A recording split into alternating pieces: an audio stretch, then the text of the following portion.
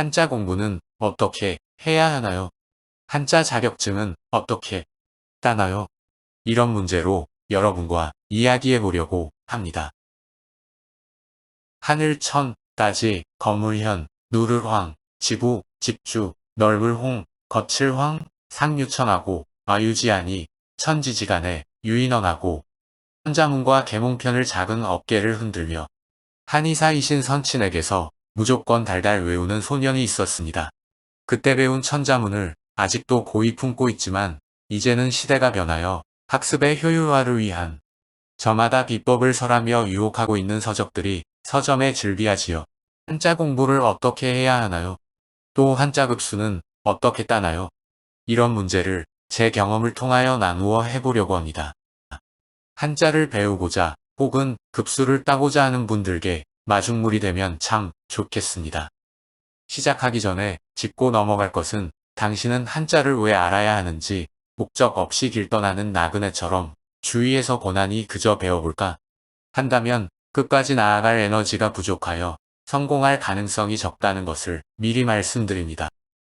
한자 공부는 결론부터 말씀드리면 첫째로 한자 부수를 명확히 이해하며 암기하고 둘째로 이것을 기초로 해서 한자를 만든 원리 즉 조자 원리와 원칙을 익히고 나머지 관련어들을 학습하면 끝입니다. 축약하니 간단한 것 같지만 결코 쉬운 것은 아니지요. 나머지는 자격증을 원한다면 저는 1급입니다. 어떤 급수든지 자격증 응시기관에 관련 참고서를 위주로 학습하면 원하는 급수를 획득할 수 있을 것으로 확신합니다. 자동차 회사를 퇴임하고 남은 역량을 자격증을 따서 한자 교육 전파에 임할 것을 늘 마음먹으면서 어떻게 해야 효율적인 지름길인지 생각하며 정리를 하는 과정을 거쳐 학습 기간을 정했는데요. 먼저 부수 공부를 약 1개월 하고 다음은 참고서인 관련 참고서를 3개월, 그 다음 자격증을 위하여 형민사 1급, 교재 1개월로 하여 내 역량을 감안하여 5개월이라는 계획을 수립하게 되었답니다. 한글에는 자음과 모음이 있어요. 영어에는 알파벳이 있지 않습니까? 한자에도 당연히 배우기 쉽게 부수라는 것이 있지요. 부수를 무시하고 한자를 배우고자 한다면 자모음과 알파벳을 모르고 한글이나 영어를 배우고자 하는 것과 마찬가지이지요. 골치 아픈 그까짓 것하며 몰라도 하면 되겠지요. 그러나 하다 보면 진도가 더딤을 느끼고 기억의 한계를 느끼곤 할 것이 분명합니다. 사상누각이란 말이 딱 어울리는 경우이지요.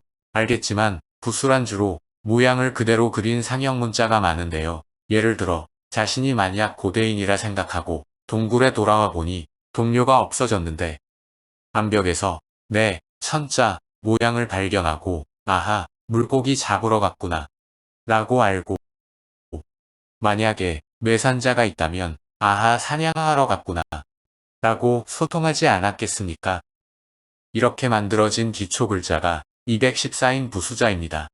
부수는 이해도 중요하지만 달달 외워 두어야 합니다. 저도 처음에는 외우는 것이 힘들어서 생각한 끝에 노래로 만들어 암기했답니다. 가학TV 유튜브에 노래로 배우는 한자 부수 214자 참고 바랍니다. 알파벳 리듬의 10절로 제작했어요. 부수자는 214자이지만 많이 쓰이는 자는 약 100자 내외 정도입니다. 암기는 에빙하우스의 망각의 곡선에도 있듯이 처음은 하루에 3회 정도 하다가 차차 횟수를 줄여가면서 하였어요. 이제부터는 한자 실력을 본격적으로 확장하는 순서인데 익힌 부수를 기초로 논리와 원리로서 한자를 쉽게 연계되는 참고서를 찾아보았는데요. 시중에 여러 좋은 책들이 많이 나와 있지만 저의 경우는 조자법 여기서도 가학TV의 한자의 생성원리 참조 바랍니다. 잘 설명한 원리한자라는 책을 택했습니다. 원리한자는 지은이가 박홍규님 인데 하루에 몇 페이지 학습 분량을 정하여 약 3개월 정도 집중하였어요. 이 책은 3단계로 분리되어 있는데 첫째 마당 한자의 원리부터 시작하여 둘째 마당 뜻을 나타내는 부수 글자를 중심으로 관련되는 글자를 연결하고 마지막 셋째 마당은 소리 글자에 파생되는 한자를 익히면서 한자 학습을 쉽게 이해하도록 과학적으로 잘 설명되어 있어 배우기에 편했습니다. 여기서 특히 사람, 자연, 생활로 나누어 부수글자와 연결시킨 둘째 마당을 중점적으로 보았는데 많은 도움이 되었지요.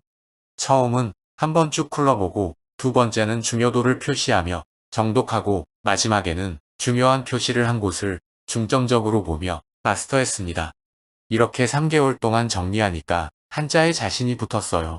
여기까지는 한자를 배우고자 하는 분들이 참조했으면 하고 지금부터 말씀드리는 1개월은 한자 자격을 인정받고자 하는 분들이 참고했으면 합니다. 급수시험은 국가에서 주는 자격은 없으며 민간 시행처에서 발급하는 민간 자격 시험이 있는데 보통 3급 이상부터가 공인 자격을 부여하는데요. 2023년 9월 현재 6곳으로 등록되어 있습니다. 가학TV 유튜브의 한자 급수는 을 참조 바랍니다. 그 6곳 중에서 여러분이 자격의 용처에 알맞은 시행처를 선택할 필요가 있고 저의 경우는 진흥회 즉 한국한자실력평가원을 선택하였는데 솔직히 어문회는 조금 전문성을 요구하고 부담스러웠고 진흥회는 관련 참고서를 보니 자신감을 얻어 택하였습니다.